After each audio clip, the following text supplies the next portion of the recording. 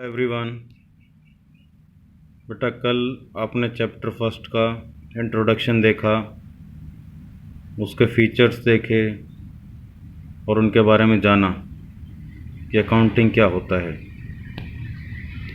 उसकी नीड को भी आपने देखा कि अकाउंटिंग की हमें नीड क्यों पड़ी। आज हम स्टार्ट करने जा रहे हैं नया टॉपिक, जो कि है ऑब्जेक्टिव्स ऑफ अकाउंटिंग। कहीं ना कहीं नीड, ऑब्जेक्टिव्स, फंक्शन मिलते जुलते, थोड़ा बहुत डिफरेंस है, क्योंकि अकाउंटिंग का काम ही वही है। यहाँ ऑब्जेक्टिव्स मतलब पर्पस, मतलब अकाउंटिंग का क्या पर्पस है, आप हिसाब किताब क्यों रखते हो, उस चीज़ के लिए हम देखते हैं। सबसे पहला, to keep systematic record of business transactions. Business में जो भी कोई लेन देन होता है बेटा, उनका तरीके से हिसाब किताब रखना, ठीक है, ये भी अकाउंटिंग का ऑब्जेक्टिव है। अगर आप प्रॉपरली रिकॉर्ड नहीं रखोगे तो बेटा आप फेल हो जाओगे। कैसे? ना तो आपको ये पता होगा कि आपके खर्चे कितने हुए, इनकम कितनी हुई, प्रॉफिट कितना हुआ, लॉस कितना हुआ, और गवर्नमेंट भी आप पे क्या है बेटा, केस कर सकती है, आपकी कंपनी को, आपके बिजनेस को बंद कर सकती है, सील कर सकती है। क्योंकि अगर आपके जो रिकॉर्ड है वो प्रॉपर वे में नहीं हुए, क्योंकि कानूनी जो कार्रवाई है उसके हिसाब से ही आपको काम करना होता है। अगर कानून के हिसाब से आप काम नहीं करते हो तो बेटा आपके जो बिजनेस है वो बंद किए जा सकते हैं। सेकंड है टू कैलकुलेट प्रॉफिट और लॉस। प्रॉफिट और लॉस के बारे में भी जानने के लिए अकाउंटिंग रखनी पड़ती है। ये भी इसका मेन पर्पस है कि आपका बिजनेस प्रॉफिट की कंडीशन में चल रहा है या लॉस की कंडीशन में। अगर आपको यही नहीं पता होगा कि प्रॉफिट में चल रहा है या लॉस में, तो बेटा आप कभी भी नहीं जान पाओगे कि आपका बिजनेस कहाँ जा रहा है। मान लो लॉस में चलते जा रहा है और आपको पता नहीं है, तो आपका तो पैसा सारा लग जाएगा और आप बर्बाद हो जाओगे। प्रॉफिट में लग रहा है तो आपको ये नहीं पता कि प्रॉफिट कितना हो रहा है, ठीक है, आप बस ऐसे ही चल रहे हो, तो उसमें क्या है, बेसिकली आपके बिजनेस में फ्रॉड भी हो सकता है अगर आप रिकॉर्ड नहीं रखोगे। फिर to know the exact reasons leading to net profit और नेट लॉस। एक आपने प्रॉफिट और लॉस कैलकुलेट कर लिया, लेकिन उनके पीछे का कारण जानने के लिए भी आपको अकाउंटिंग करनी पड़ेगी कि अगर नेट प्रॉफिट हुआ तो क्यों हुआ है और नेट लॉस हुआ तो क्यों हुआ है। मान लो हम एग्जांपल लेके चलते हैं, नेट प्रॉफिट अच्छा हो गया, अब आपने रीज़न फाइंड आउट किए तो आपने देखा कि इस बार सेल अच्छी हुई है, ठीक है, लेबर्स, हमारे एम्प्लॉयज़ सभी ने अच्छा काम किया है, तो इस वजह से प्रॉफिट अच्छा हुआ है। लॉस हुआ है तो मान लो उल्टा रीज़न लेके चले कि भाई सेल अच्छी नहीं हुई थी, एम्प्लॉयज़ और लेबर ने अच्छा काम नहीं किया, या और भी रीज़न हो सकते हैं। तो कहीं ना कहीं बहुत सारे रीजंस होते हैं जिसकी वजह से नेट प्रॉफिट या नेट लॉस होता है।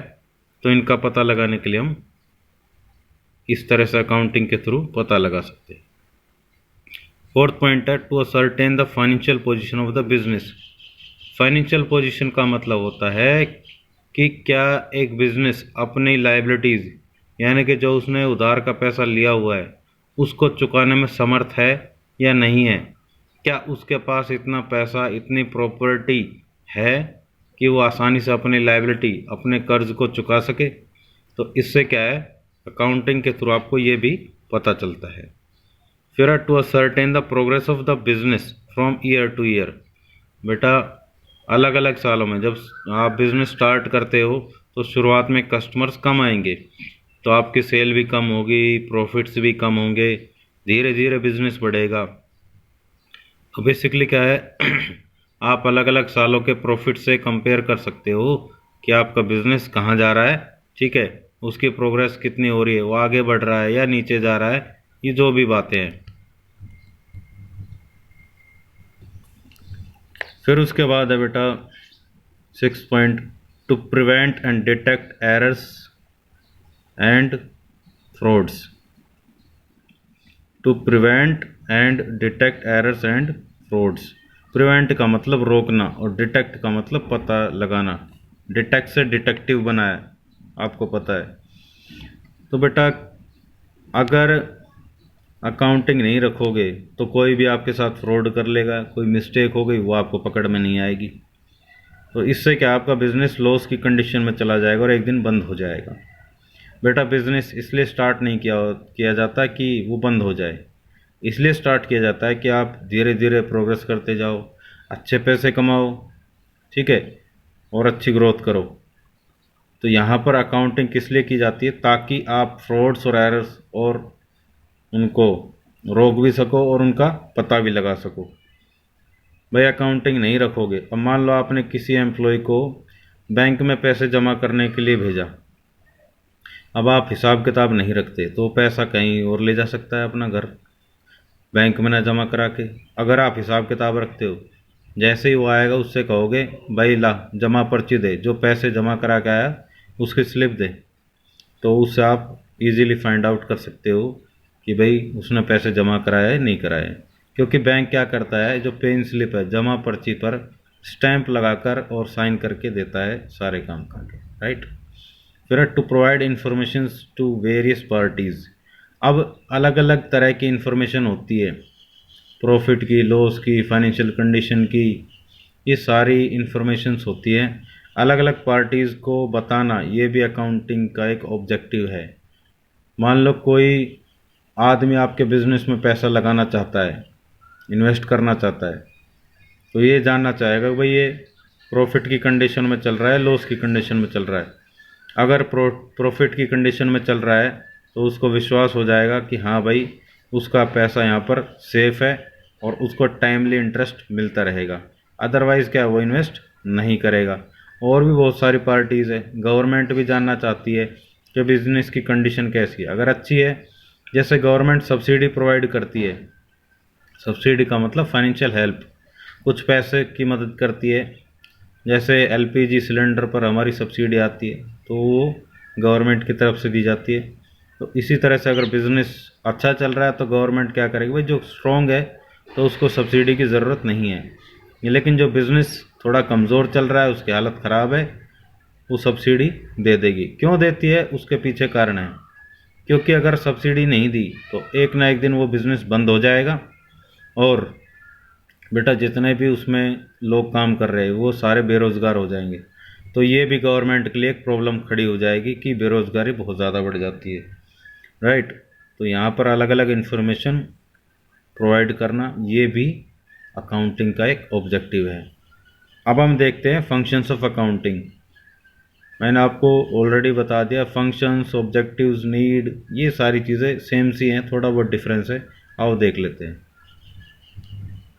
अब है बेटा फंक्शंस ऑफ अकाउंटिंग, वही आ गया, maintaining complete and systematic records, मतलब कंप्लीट पूरे तरीके से और सिस्टम से रिकॉर्ड रखना, ये फंक्शन है, काम है। फिर है communicating the financial results to various parties, जो अभी लास्ट का पॉइंट ये बताया 7th पॉइंट, ये वही है। फिर है protecting assets of the business, मतलब जो बिजनेस के एसेट्स है, प्रॉपर्टी, उनको बचाना। अगर आप रिकॉर्ड नहीं रखोगे तो बेटा कोई भी चोरी करके ले जाए आपको पता भी नहीं चलेगा। तो इस तरह से क्या है, अकाउंटिंग एक बहुत बड़ा फैक्टर है जो आपको हेल्प करता है असेट्स को बचाने में। फिर है providing assistance to management, assistance का मतलब होता है सहायता, मदद। असिस्टेंट आपने सुना होगा। मैनेजमेंट क्या है, जो मैनेज करते हैं, जैसे मैनेजर्स वगैरह होते हैं आपके बिजनेस में सारे कामों को संभालते हैं, तो उनको मैनेजमेंट करने में हेल्प करता है अकाउंटिंग। उनको पता चल जाता है कि भाई यहाँ से ये चीज़ प्रॉब्लम क्रिएट कर रही है, तो वो इजीली उसको मैनेज कर सकते हैं कि आपका बिजनेस प्रॉफिट में जा रहा है, ठीक, अच्छी बात है, वो उन बिज़नेस को और स्ट्रॉन्ग करेंगे। लॉस में जा रहा है तो वो फाइंड आउट करेंगे भाई क्यों जा रहा है, उसको भी वो रेक्टिफाई करेंगे। फिर उसके बाद है ट्रस्टीशिप, ट्रस्ट का मतलब बोर्ड होता है, एक विश्वास के लोगों का एक समूह होता है या पर्सन होते हैं, ट्रस्टी होते हैं, जैसे वो क्या करते हैं, बिजनेस के रिसोर्सेज को कंट्रोल करते हैं और ढंग से उनको चलाते हैं ताकि बिजनेस को ज़्यादा से ज़्यादा फ़ायदा हो। तो ये भी अकाउंटिंग का एक फंक्शन है, वो एक ट्रस्टी की तरह काम करता है। फिर compliance of legal needs, example के तौर पर ले रखा है जीएसटी। कॉम्प्लायंस का मतलब मेल खाना, जैसे बेटा जीएसटी लागू हो गया, पहले जीएसटी नहीं था, तो जीएसटी लागू होने से अकाउंटिंग क्या करता है, उसी के हिसाब से काम करता है। पहले और टैक्सेस थे तो उसके हिसाब से काम करता था। अब क्या है, जीएसटी लागू हो गया तो उसके हिसाब से खाते तैयार किए जाते हैं। तो ये भी अकाउंटिंग का एक फंक्शन है, ताकि आप कानूनी कार्रवाई में सफल हो सको, आपके ऊपर कोई केस ना कर सके, राइट। फिर है फिक्सिंग रेस्पॉन्सिबिलिटी।